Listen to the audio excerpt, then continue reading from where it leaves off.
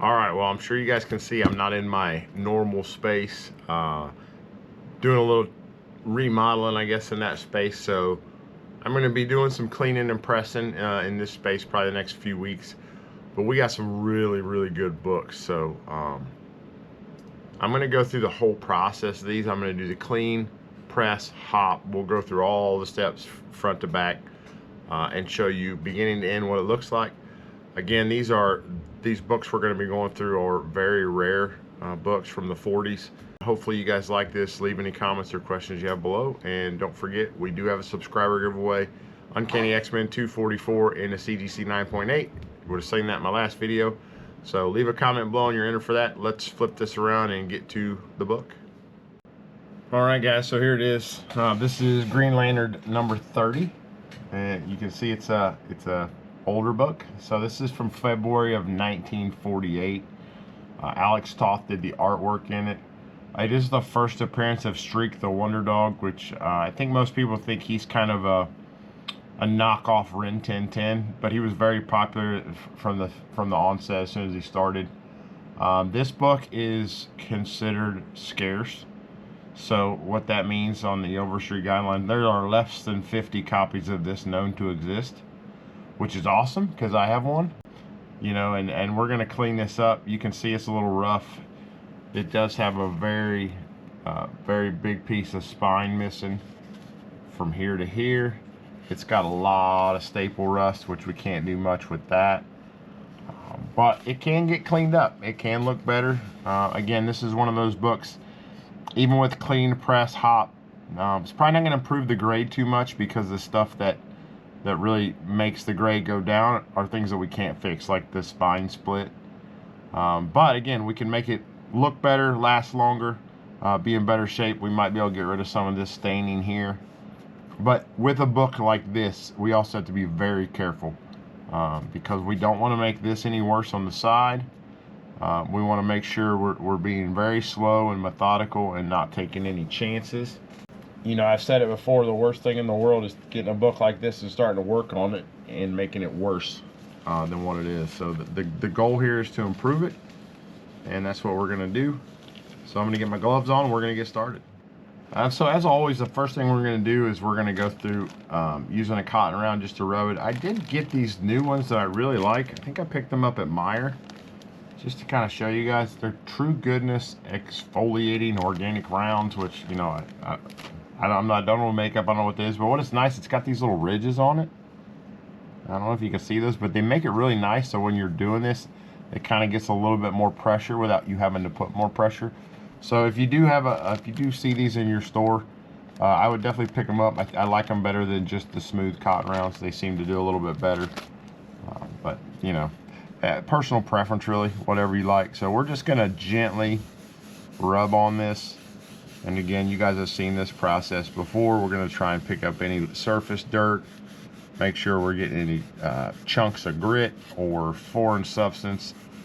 We can also feel if there's anything going on, any pieces of that are loose, or maybe a dimple or something that's ingrained in it, or little grit pieces. So like I just felt something right there, and you can see we're getting quite a bit of dirt off, and I'm just barely rubbing this thing. So we're just going to gently go over the whole book.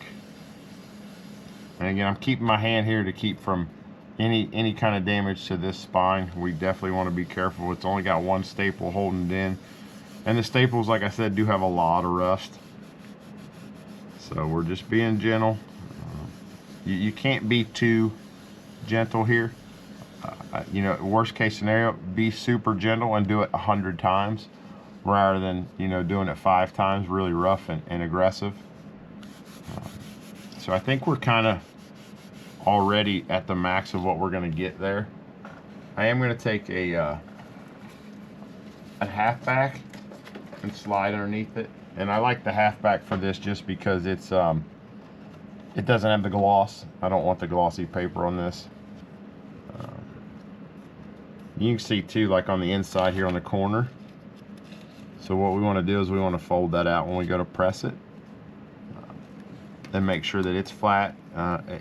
And keep in mind, when you do this, that could break off, so you got to be careful. You know, just kind of flatten it out. And then when we put this half back in here, I'll just slide it up a little bit so it kind of keeps it pushed down. And then we're going to slide this in. And all this is doing is giving us like a backboard to clean against. It doesn't protect the book in any way. It just gives us that hard. So I'm not pushing paper into paper. I'm pushing paper into that thicker cardstock. And we're going to do like we always do. We're going to work on the white first. And because there's a lot of little white, I'm going to start over here and kind of work my way around. And again, I'm just going to be very gentle. I'm barely touching the paper. You know, this is a slow, like, methodical process, so if this is boring to you, feel free to skip ahead to the next steps. But I am going to go through this and do the whole thing. You know, and again, it's just like coloring. You really got to treat it like when, you know, when you're a kid, or maybe you still color. I'm not going to, no judge. But, you know, you're just trying to stay in the lines. You know, just like if I had a crayon and this was a coloring book, I'm just going to stay in the lines here of the white. And, you know, I'm getting a little bit off. It's not a lot. And honestly, this book, a lot of the dirt on this book is embedded. So we're going to see some of it come off with hot, but I'm probably not going to get a lot with the eraser. But I'm still going to do it. Still worthwhile to go through. I see a little spot there, and that I thought maybe that was some grit, but it's not. And again, I wish I could use this on the yellow because there's some pencil marks here. Don't mess with the date stamps at all.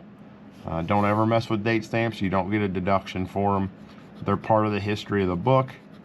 And unless it's massive and takes over, you know, the entire book, CGC and CBCS both treat it like it's just part of the book. It's not a defect or a deficiency in the book. And again, I think it's cool because it's the history of it. Like, this book came out in February of '48 from a print, you know, cover price standpoint, but actually got to wherever it was going. It looks like December 12th of 1947. You know, it's almost an 80-year-old book, 80-year-old paper. And again, this is classified as scarce, rare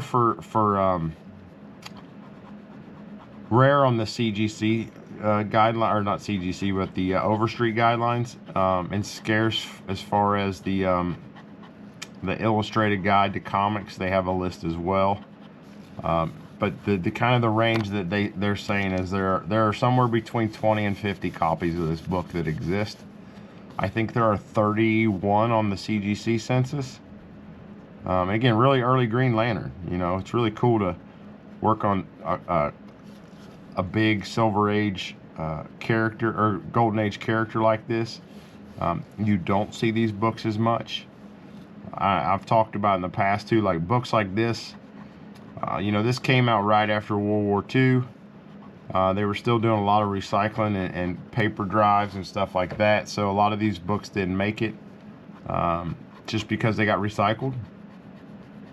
You know, and this is before Comics Code came out as well. A lot of books got destroyed with the Comics Code and the seduction of the innocent because, you know, comic books corrupts minds and makes kids into homicidal maniacs. Obviously, we know that's not true, but you know, there was some pretty gruesome books coming out back in that time, especially with some of the horror stuff. But you know, Green Lantern wasn't a bad influence character, or you know, there was never blood or gore in any of his books. But you know, by association, a lot of the superhero books got destroyed too. Not quite as many as like the EC pre-code horror stuff, but a lot. You know, more than we would like.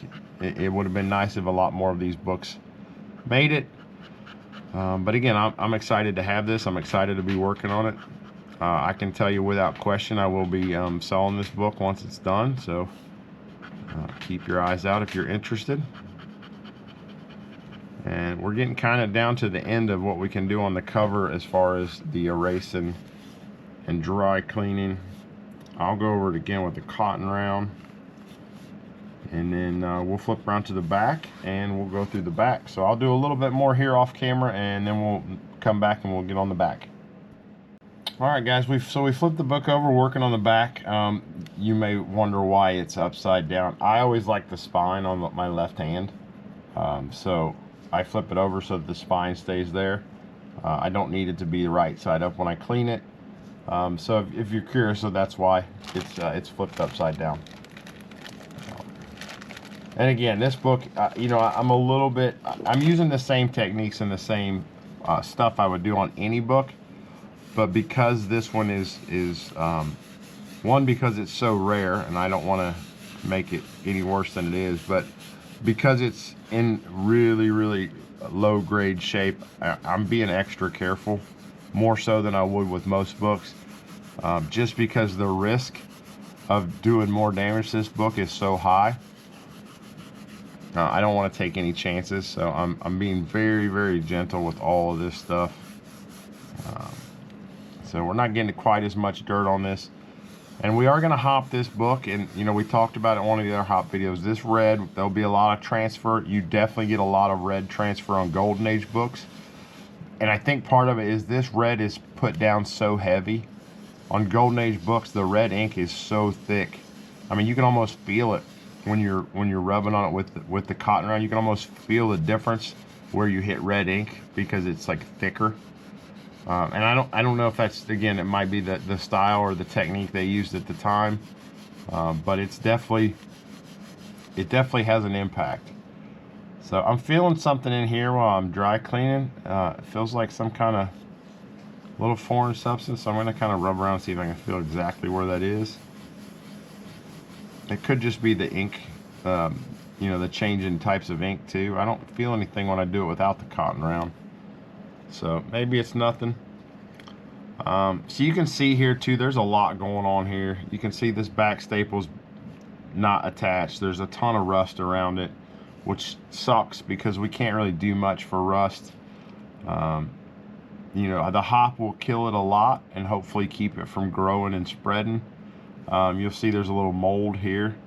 The hop will definitely mitigate that mold. I can't tell if this is a part of this book that's torn away or part of another book that's stuck to it. I really can't tell. It feels like it sticks up, like maybe this was sitting on top of another book and it got wet, and when they picked this up, part of that book came up with it. I'm not going to mess with this too much because I don't want to make it worse, but I am going to play around with it a little bit just to see because if it's another book, I might be able to like lightly get that off of there. And you get some more color back, some more of the cover back. But again, I don't know. I'll probably play around with it a little bit off camera because I don't want my focus to be split when I am doing it. But if I am able to do anything with it, I'll definitely show you guys.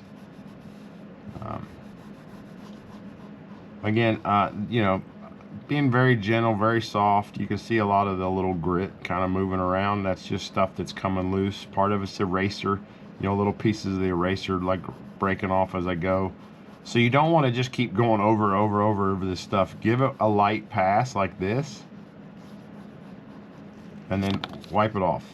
You know, get all that grit off there, because you don't want to, this paper is very porous and you don't want to push it back down into the paper. When I'm doing this, I'm not going in between these letters. It might look like I was going over the letters. I wasn't. I did a little angle there between U and F, and I angled between them, but I'm not touching the letters with the eraser. That's bad. That you will pull that ink off or put a big eraser mark in it, and that's not good. I don't typically mess too much between the letters unless there's something really, like there's a pencil mark there or something, I would do that. But for the most part, I don't hit areas like here in the middle of the O's. I just leave that alone. I just work around them. And again, it's unless there's something really obvious. And that's where this comes in handy. If I do need to do that, this is very good for that. You know, I also don't want you guys to think, so like what you're seeing of me doing the dry cleaning is probably going to be 10 or 15 minutes in total on the video. There's a lot more. I'm doing a lot more off camera just because this gets kind of boring to watch. So I'll do what you see, and then I'll go back over it, and then I'll go back over it again, and then I'll go back over it again. I will do several passes of dry cleaning, but it's not really entertaining for you just to watch me do the same thing over and over on the same picture. So I don't want to bore you too much with that stuff. I also don't want you to think I just spend 10 minutes cleaning it and then it goes into the press. Like, there's a lot more involved. I'm just not recording all of that. I'm not doing anything that I'm not showing you though. So I'm just doing the same thing multiple times. So I am showing you all of the stuff that I actually do. I may take an absorbing sponge and go over it, but probably not, just because again this book's so brittle, and the absorbing sponge has the tendency to kind of grab as you're pulling it, and I don't want it to grab and put some extra tension on those staples and make them worse.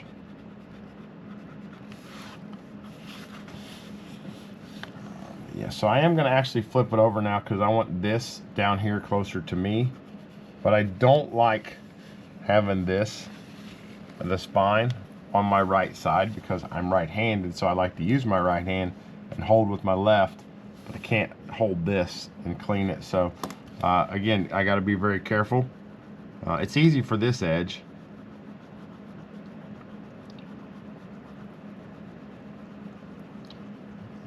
And you know, with dry cleaning on a book like this with the eraser, because this paper is so porous, you usually don't get a lot of dirt out.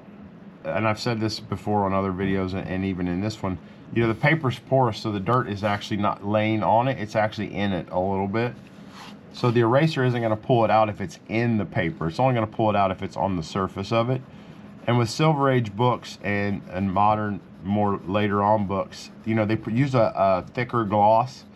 They started that gloss in the Silver Age, and then, you know, books today, I mean, it's like the covers of some of these books are like sheets of glass. It's really hard for dirt to penetrate that. But, you know, in the 60s, there's some books that have some loss of gloss, and the ones that have, you know, some gloss that's come off and has started to fade a little bit. You can get a little bit, but it still does protect the paper underneath from the dirt getting into it. I don't know if it's the process or the techniques or the, you know, the types of materials they used in the 40s and 50s, but you do get a lot more dirt that just, it's ingrained in the paper and embedded into it, and you can't do a lot with it. But hop does work some of that out. I am not going to do a peroxide hop on this. This will be a water hop only the first time, and I'll see what we can get. And then I will do a peroxide hop after the water hop if I think that I can kill off some of this like mold and some of this rust. But if I don't think I can, or it's not, you know, there's a point where it becomes not worth it because the risk is too high. And there's no, this is the rule.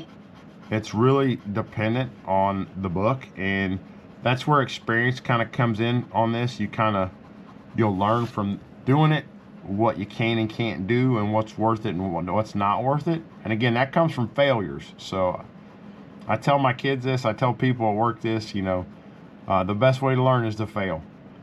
You know, it teaches you not to do the same things, but I don't want to fail on a book like this. I want to fail on a book that's worth $5, you know, so practice on stuff that doesn't have a lot of value.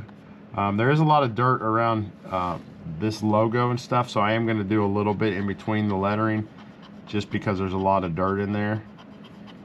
And it looks like surface dirt. It's coming off a little bit.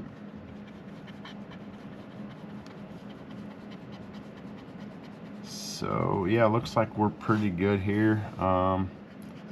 This is really nice for like here too, where the white tapers down. I can really get right up to it, where with this, I couldn't do it without hitting that battery. Look how cool that battery looks too. That's what a battery looked like in 1948. Fresh power, bright light, longer life.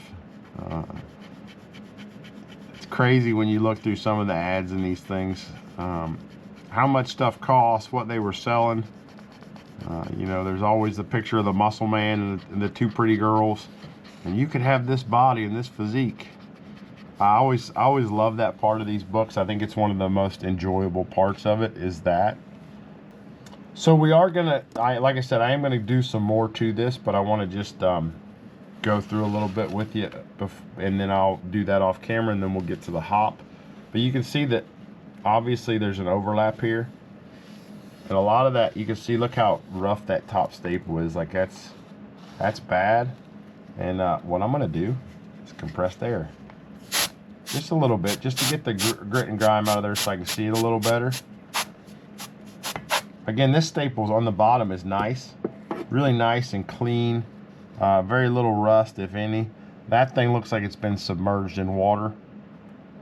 So it's unfortunate, but outside of replacing the staple, which is a conservation technique or restoration type stuff, I don't mess with staples, especially one like that. There are techniques for it. That's just not really what I do. That's not really my forte. So I'm not going to mess with it. Traditionally, when you have that overlap like we saw too, I could readjust this spine so that that page doesn't stick out like that. However, on this book, because of the condition it's in, I'm not going to do that. But you can readjust this so it lines up better. And you can see it's not, it looks like it might be detached. It's not, it's just it's like misfolded. But I can't do that without really doing a lot of manipulation to the staples, which would most likely have the cover come loose from the spine or the staples, and I don't want to do that. So what I am going to do, and I'm probably not going to show this on screen just because it's a little bit complicated, but all these little, to show, not to do, all these little folds, what I'm going to do is I'm going to take my steam gun and I'm just going to hit it with a little bit of steam just to give it some pliability so that I can fold it down. And then I'll do like a cold press on it, just hold it in the press for probably an hour or two cold while that steam paper kind of evaporates and it dries up, and then we'll go through and hopefully check them and they'll all be good. But like I said, that's pretty tough to show on camera, but you can see there, those all folded. Like those, I can get that fold out with just in a press.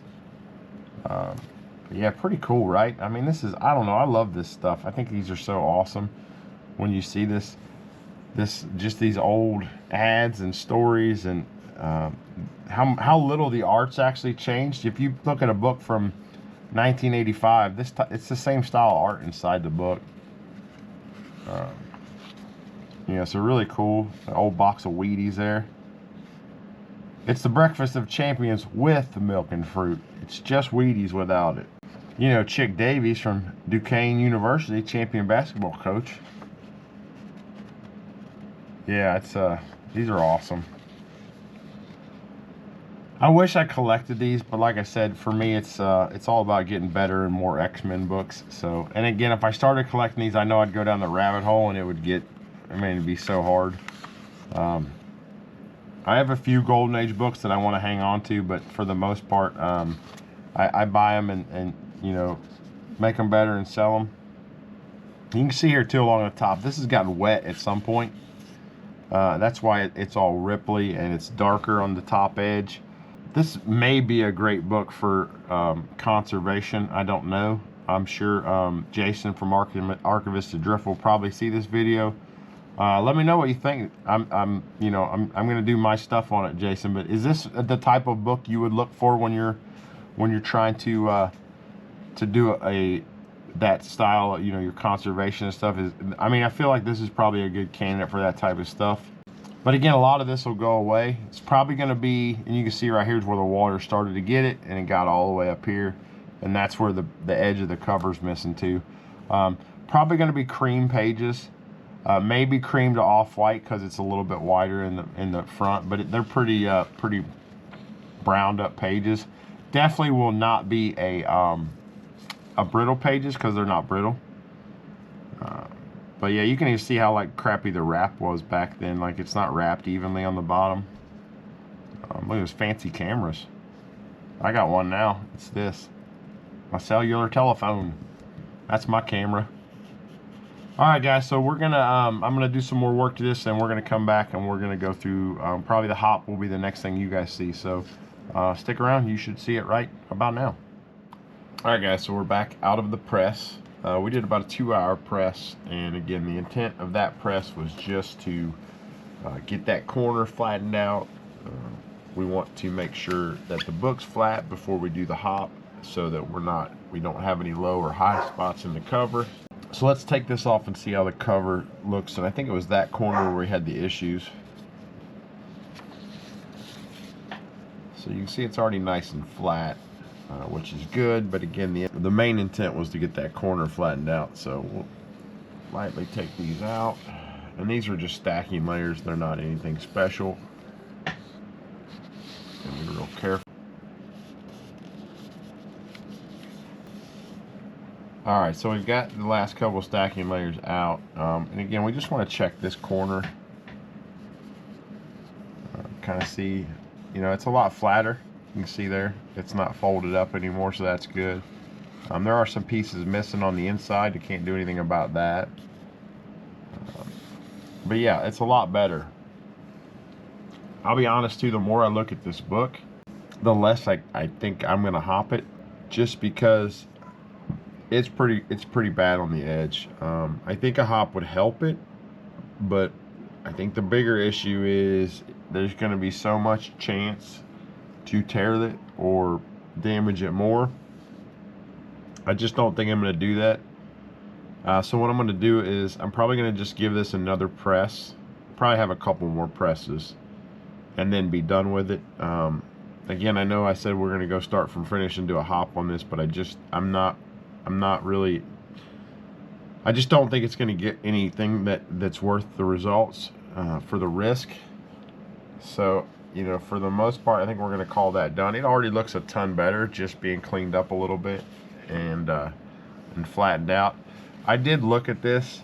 I do think that is transfer from another book, but I don't think I can get it off there without doing more damage to this book, so I'm just going to leave it alone. But I'm pretty confident that's not like paper missing. That's actually another comic. Maybe it's part of an Action 1, who knows. So again, you know, this is one of the things you kind of get into. You may go into a book with all these plans and you get into it and realize, you know what, I'm not going to do all those things. I think it's not worth the benefit or the risk. So we're going to basically call this book done. Like I said, I'll do a little bit more, but it's not going to look much different once we are done. So I'm going to go right into the next book. We're going to set that aside, and the next book is not a bad one either. In and out, you'll hear it. This book's in a lot better shape. It's a lot sturdier, and it's a lot older. All right, so there we go, guys.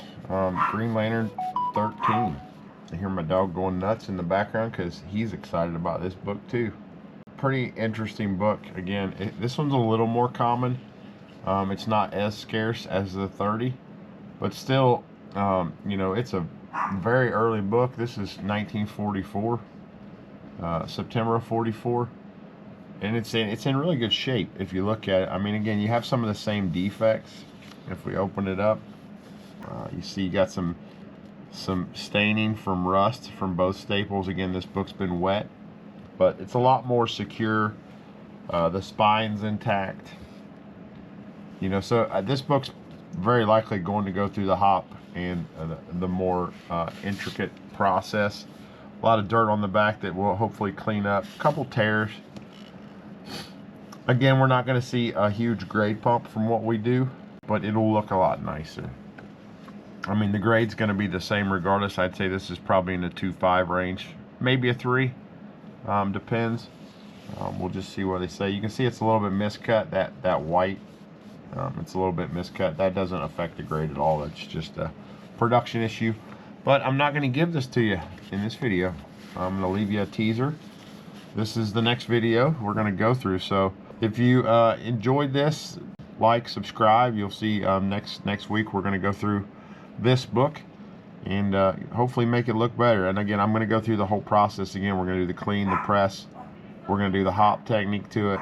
Hopefully we'll be able to get some really good results on this. Like I said, it's a good book to work on. It has a lot of the things you want. You know, it's nice and solid and firm. Staples attached good. No real major tears to the cover. I mean, the cover is actually really nice, given that, you know, again, this is over 80 years old. So yeah, we'll see you guys next time. Hope you enjoyed it. If you have any questions, leave them below. And hope you have a great day. Collect what you love. Take it easy, guys. X-Men dreams and CGC schemes. Johnny's here with collector beams. Press it clean, make it gleam.